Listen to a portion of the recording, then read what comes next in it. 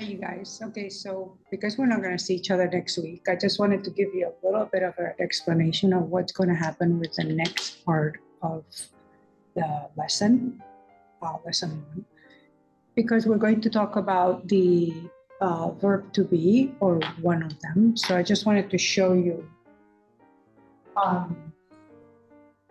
See if you can see it. Maybe I'm going to do it right here much closer so you can actually see. Okay, that's good. So, yeah, right. See? Yeah. All right. Otherwise, you can just make that maybe a little bigger. Okay, to be. So in English, the thing is that in English, you only have one to, right? So in Spanish, we have two. In this first lesson, we're going to see the first to be, which is ser. Okay. So, okay. I'm not going to get it too much into the fact of why we have two types, but just to give you a little bit of an excerpt. Basically, we use this one to talk about characteristics of people, of situations, what they are like. For example, she's nice, es simpática. She's tall. The wall is blue. So you're talking about characteristics. Characteristics. You're going to tell the time as well, which you're going to learn next in the lesson. Whereas the other one, let me put it here, is that. It's going to be used for things that are more like temporary. For example, the door is closed or open. Or I feel happy today or not. Estoy contenta, estoy alegre, estoy triste. Whereas when something is supposedly regarded as, I'm going to put here, permanent between quotations, because we find ourselves that once we start thinking deeply and philosophically about this permanence or not, then we find a lot of flaws in this,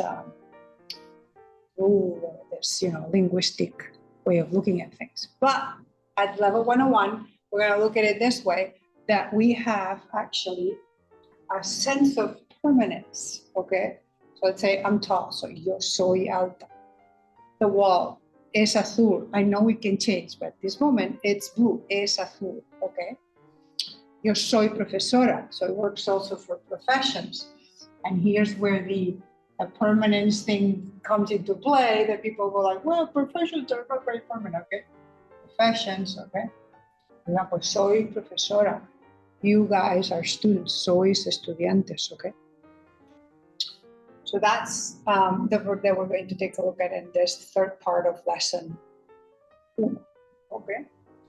So let me conjugate it for you.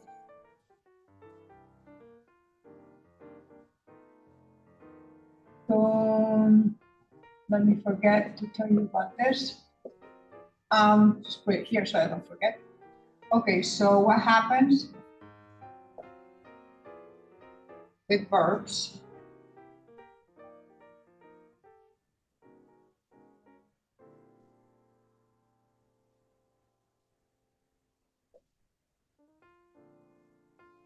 You can see this well. Is that just like in English, we have I, you, he, she, we, you, they. We have a little bit of different things there. Let's see if I wish I could put it a little closer. I can move this table. No. Okay, so yo, I, tú, you. And in this two, we're going to put a little star here because I want to talk about the usted and the ustedes, okay?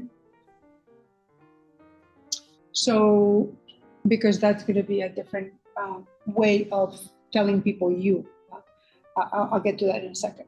Okay, so when we conjugate the verbs, like in English, your conjugations are a little simpler or let's say less difficult than in Spanish, again, because it comes from Latin. So it changes a little bit more, the conjugation from you in she and she. In English, for example, you have I am, and then you are, she is, he is. Actually, to be is a little bit more complicated than others. But for example, to to speak. You know, I speak, you speak. It's always speak, speak, speak. The only one that changes is the third person speaks, right? So for us, it changes more. So for example, I am is yo soy, and tú eres for you are, okay? Él and ella es, these two are the same. And then nosotras and nosotros somos, sois, and son. Now, keep in mind one thing, that one student actually asked me something really interesting one time, long time ago, when they were looking at this, the OS there or the OM there. Since the first day that we met, I actually drilled it in your head, the whole thing about changing the gender of things and people, the ending and all that, so on and so forth. Now, when we move to the verbs, one of the first things that you wonder is, oh, wow, do I have to change this according to who's talking, guys, girls, whatever? No, no, no.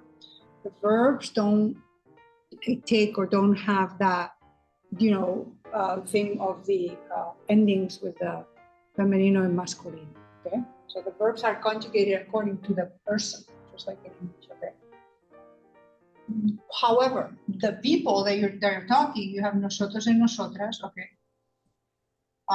So nosotros for guys and nosotras for girls, right? And same with ellos and ellas. Now, let's go back to this, to the usted. Tú, here, it's the, if we can see this, the informal way of addressing to people when you're saying, can you come with me to a classroom, or tú. Normally, this is applied to people that, and the rules change across the world for each country, but in the general rule is that if you know somebody well, they're your friend, family member, etc., and most importantly, you call them by their first name, you can say tú. Okay, so it's two ways of addressing people that you have in front of you. Tú. If this person is a Mr., Mrs., professor, doctor, etc., a receptionist you just met and you don't know them, out of respect, you just say usted, okay? This would be for the singular, usted, okay? Ustedes would be for you guys or you all, formal. Informal, tú, and vosotros is you guys, informal. Mind you, this one is only used in Spain, okay? So we use it, the rest of the world does not use it. So you will find a lot of teachers in school that are from Latin America that they don't even teach it because it's not used in Latin America at all. I really believe that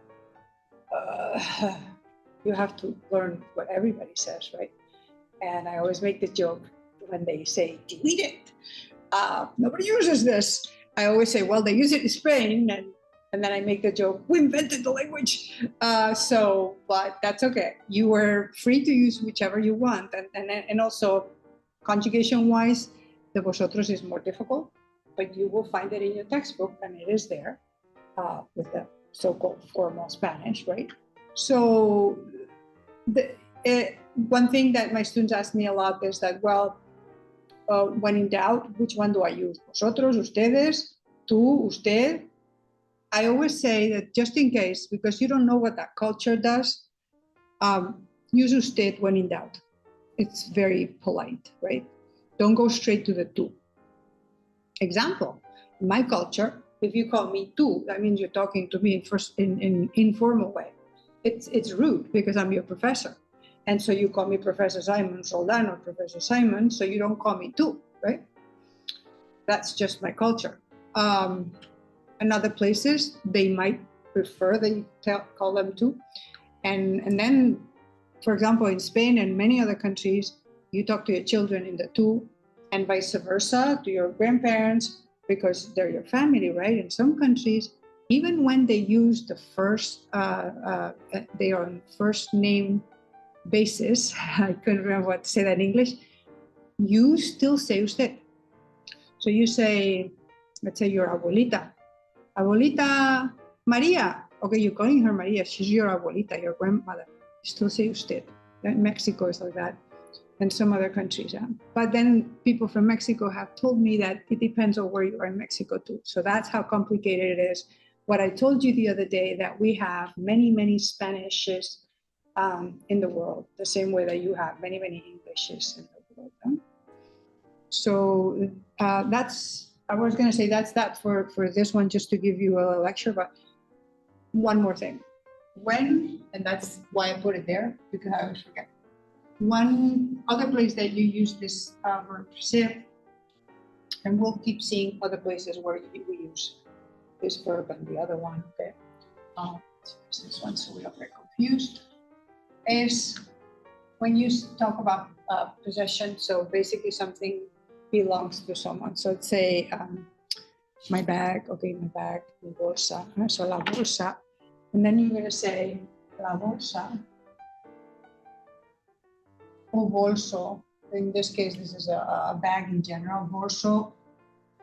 Funny that sometimes when it changes in gender, it changes in meaning. Yeah.